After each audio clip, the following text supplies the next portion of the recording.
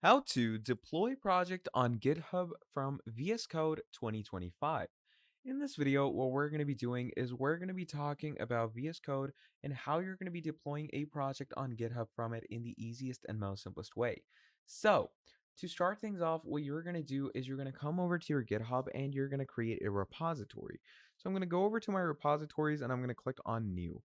Now, once you click on new, what happens is you can create a new repository name. So let's say I'm going to call this VS Code project. Okay, we're going to call it that.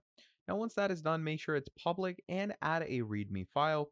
The licensing and everything, that depends on you. It doesn't really matter. And once you've done all of that, click on Create Repository.